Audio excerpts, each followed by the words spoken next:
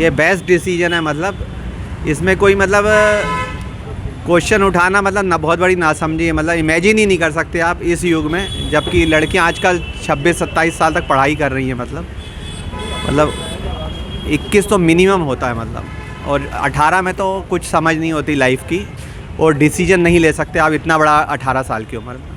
आप क्या कहना चाहेंगे जो लड़कियों की शादी की उम्र को बढ़ाकर 21 कर दिया गया है? कुछ लोगों का कहना है कि ये समानता मिली है, लड़कों और लड़कियों में समानता हुई, क्योंकि लड़कों की शादी की उम्र भी 21 साल थी और लड़कियों की 18। तो आप इस पर क्या कहना चाहेंगे? हम समानता असमानता की बात नहीं है, बात ये है कि शादी के लिए मेंटली प्रिपेयर हैं कि नहीं है आप, नंबर 1 मानसिक रूप से। क्योंकि जब हम शादी करते हैं तो अकेला फिजिकली नहीं है, हम मानसिक रूप से भी मैचिंग होनी चाहिए हमारी, मेंटली मैचिंग।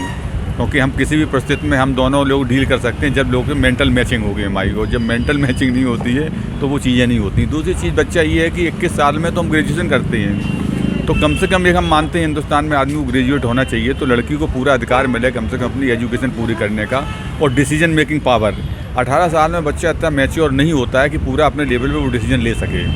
मदर फादर, हम कोई उसकी बात नहीं कर रहे हैं कि वो कुछ अपोजिशन में जाकर काम करे, लेकिन कंट्रीब्यूट कर सकता है और अपने लेवल पे जो डिसीजन लेना है उसे वो डिसीजन ले सके वो।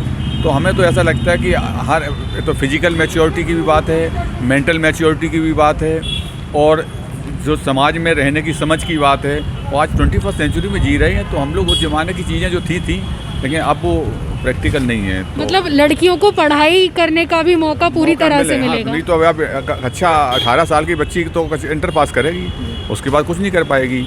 तो यह शादी के बाद हमारी पारिवारिक जिम्मेदारी में उसे डाल दिया जाए तो इससे अच्छा कम से कम वो 21 ईयर एज पे वो कम से कम ग्रेजुएट तो होगी। ग्रेजुएट के बाद उसका अपना डिस्क्रिप्शन होगा, वो करना चाहे कर सकती है, आत्मनिर्भर हो सकती है, और जिस परिवार में जाएगी वहाँ कंट्रीब्यूट कर सकती है। तो कम से कम सोच की मैच्योरिटी बहुत बड़ी चीज़ है। मेंटल स्टेटस आपका जो है उस लेवल पे होना चाहिए जो आज के समाज में हम जो दुनियादारी है उसको हम टैकल कर सकें।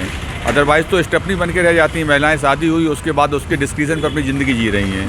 तो जब 50% पॉपुलेशन हमारी महिलाओं की है तो 50% कंट्रीब्यूशन की बात हम करेंगे। तो कंट्रीब्यूशन के लिए अच्छे एंटरप्रेन्योर हैं, अच्छे मतलब आपका जॉब हैं, और हर फील्ड में महिलाएँ जा रही हैं, तो नेचुरली उन्हें इसमें हम बराबरी की बात नहीं देख रहे हैं। बराबरी तो ठीक है, कोई 21 साल है या लड़की की भी 21 साल हो जाती है, लेकिन इसमें और चीज़ें भी हैं जो बहुत इंपॉर्टेंट हैं, जो हम आपसे बात करी है, इन सबका योगदान है, होना भी चाहिए। कुछ लोग इस चीज़ का विरोध कर रहे हैं कि ये गलत है। अगर जैसे किसी की 3 बेटियां हैं तो अगर वो 21 साल में किसी की शादी करेगा तो उसकी आने वाली दूसरी बेटी की शादी कब होगी? तो इसके लिए आप क्या कहना चाहेंगे? अगर हमारे 3 बच्चे हैं तो ये तो हमारी रिस्पॉन्सिबिलिटी है, हमें पहले सोचना चाहिए था। अगर हमने 3 बच्चे किए हैं तो इसलिए इसमें किसी लड़की की गलती थोड़ी है कि वो 21 से पहले शादी कर दी जाए उसकी, और उसको छोटी उम्र में माँ बनने या अपने कैरियर को चुनने का मौका ही न दिया जाए। इसलिए कम से कम ग्रेजुएट तो हर लड़की को होना चाहिए। कल कोई अनहोनी होती है तो कम से कम वो अपने पैरों पे खड़ी तो हो सकती है, इंडिपेंडेंट। 18 साल से जो चीज़ हम शुरू करते हैं वो 21 से करेंगे भाई। फर्स्ट स्टेप हमारा 18 से होगा, क्योंकि मिनिमम आज की डेट में 18 साल है। तो जो चीज़ 18 से सोचना शुरू करेंगे उसके बाद 21 से सोचना शुरू करेंगे। 3 लड़कियां हो, 4 लड़कियां हो, 21 के बाद फिर 21, तो हम 18 वाला। मतलब आपका कहना है कि इस चीज़ में कोई अंतर नहीं आएगा, जो 18 में था वो 21 में। भाई 21 से सोचना शुरू करेंगे। जो हम 18 से सोच रहे हैं कि 18 साल में पहली लड़की की शादी करेंगे, फिर दूसरी लड़की 18 की शादी करेंगे, तो हम भाई हमारे 3 साल डिले कर देंगे, फिर 21 में शादी करेंगे, उसी हिसाब से प्लानिंग करेंगे। साल में पहली की कर रहे हैं तो तीसरी की कब तक हो पाएगी?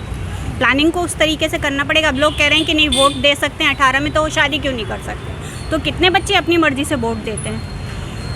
18 साल वाले ज़्यादा से ज़्यादा वोट किसी न किसी के मोटिवेशन से ही देते हैं, किसी और की सोच से देते हैं। अपनी सोच से तो 18 साल का बच्चा कोई भी वोट नहीं डालता।